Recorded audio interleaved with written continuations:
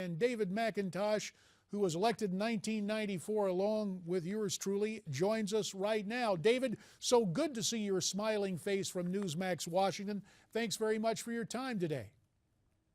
My pleasure, JD. It's good to be with you.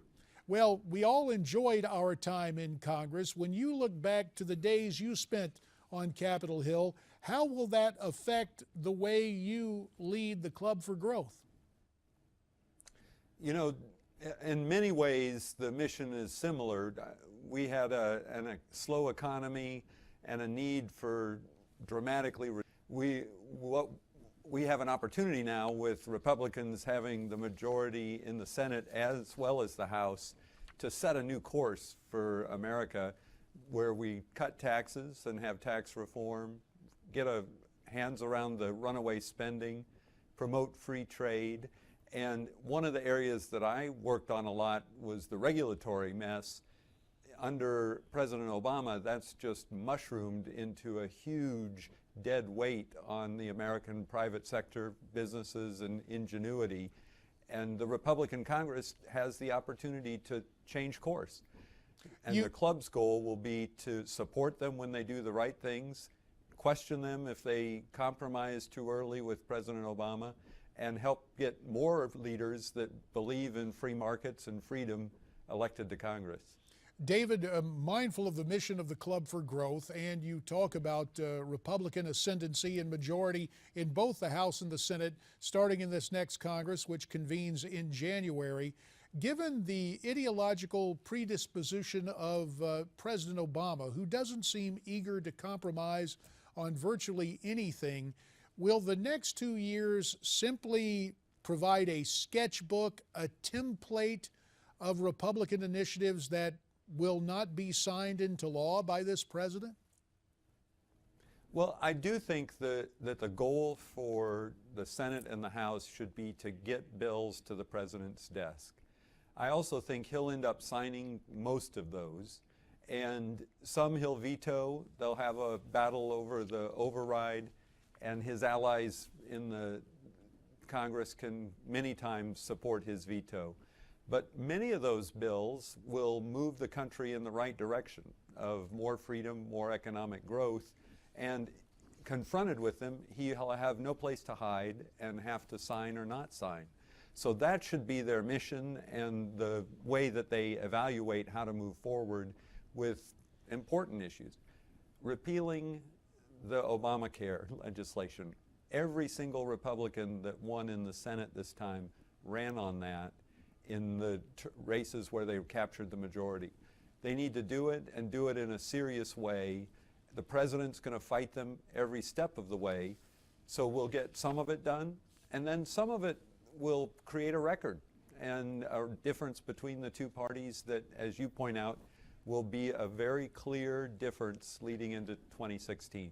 About a minute and a half remains in this segment. David, we're pleased you're going to stay with us for two portions of our program today. But I heard you say in your first answer, in your first response to my question, that you would sit back and take a look at the next Congress and applaud them when they do the right things, criticize them when they compromise too quickly. I'm wondering how you view the decision made, this bipartisan compromise to fund most of government clear on through September of 2015. In your mind, was that decision made too quickly? Should there have been a short-term spending bill to February until that new Republican majority comes in both the House and Senate?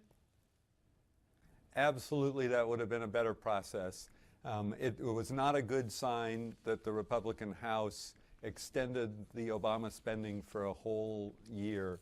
And I hope that they are going to be true to their word and switch to regular order, where they actually go through each of the spending bills. They called it a cromnibus. I call it a crumnibus because it was a terrible piece of legislation for the country and a failed opportunity to show the direction the new leadership will go in. Fair enough. We'll leave it right there for now. We're going to step aside because of economic necessity, pay a few bills, and then come back and speak more with David McIntosh of the Club for Growth, or soon to be officially, I guess, in short order. You heard what David had to say. He said, forget the cromnibus. It was the Crumnibus. House leadership caved too early. Do you agree with Mr. McIntosh? Why don't you tweet me at Newsmax TV?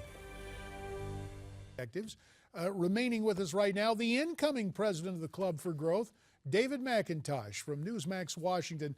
David, you mentioned something earlier before you offered your candid criticism of the Crumnibus, as you called it, but that was this fight against Obamacare.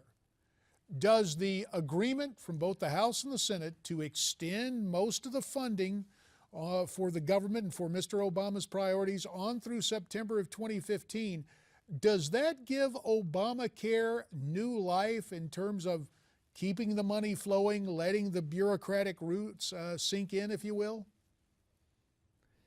You know, again, it was a missed opportunity. They should have done a short-term CR until the Republican Senate was in place. They need to look and find a way in the process to use reconciliation. As you and I know, JD, that's inside the Beltway term, but essentially a process where 50 senators can pass a repeal of Obamacare. They need to do it full-throatedly and put it on the president's desk so that the message is clear. The voters have spoken. This is a terrible piece of legislation. It's the one new program that I've seen in my lifetime where, as it became implemented, more and more Americans say they disapprove of it. You're seeing more people go on uninsurance and be uninsured as a result of a bill that was supposed to help people get insurance. In its own terms, it's a failure in policy, and they need to fight hard to show people they're going to do everything they can to dismantle it. The Crumnibus gave it another year of life support, if you will, but they need to pick up the battle early in January to take away a lot of the key parts of that. Yeah, I thank you for running Chris's definition of the club. He's right on, and I'm delighted to succeed him. I told him, I really want you to stay involved and be on the board and help me continue the good work you've done in the club. So in a way, we'll have both of us out there championing these freedom and free markets. Well, it is good to know a couple of guys from Indiana are in that role, and we appreciate, I certainly enjoyed working with both of you in the Congress of the United States. I wanted to talk more about the specter of continued heavy taxation. The late, great Milton Friedman said it was real simple. If you want less of something, tax it. And obviously, Obamacare really is just a whole new form of taxes. Can we expect, and I know that Dave Camp, my old colleague on Ways and Means, is leaving. He was frustrated. He could not enact meaningful tax reform. Will you encourage the incoming chairman of the Ways and Means Committee, Paul Ryan, to finally take up the mantle of tax reform in addition to tax cuts? Absolutely. And Paul, as you and I know from serving with him, understands the need to do that and the growth in the economy that will occur when you reduce the overall rates, both corporate and individual, get rid of the special provisions. It's almost like earmarks in the tax code that they've created over the years, and unleash economic growth and potential when people can see that when they work hard, invest their money, create jobs, create wealth, they'll be able to keep the rewards of that. The government will get its share to continue to run the necessary programs, mounted defense and other things that are in the Constitution, but we'll have a tax system that encourages hard work, investment, and rewards Americans for all of the things they're trying to do in creating a better future for themselves. About a minute 15 remains, David. Chris Chicola outlined the political activities of the Club for Growth, getting involved in campaigns. We think back to earlier years where you guys got behind outspoken conservatives like Ted Cruz. Obviously, 2016 is a presidential year. We're hearing that Jeb Bush has taken to social media to announce his intent to actively explore a candidacy for the presidency. What do you make of what's ahead in terms of presidential prospects in 2016? And in the past, the club's affiliated PAC has not endorsed a candidate for president, but we have researched their records on the economic agenda and made that known to voters and people who are looking about who they should support. Several people that the club has endorsed for Senate races are also looking at whether to run for president. So I think the value we can add definitely is to make their records known about how they have in the past addressed cutting taxes, keeping a lid on spending, free trade, reducing regulations. Whether the club will get involved beyond that is something the board will have to take up. And when you guys take it up, I hope you'll join me again. We'll have to leave it there. David McIntosh, thanks so much.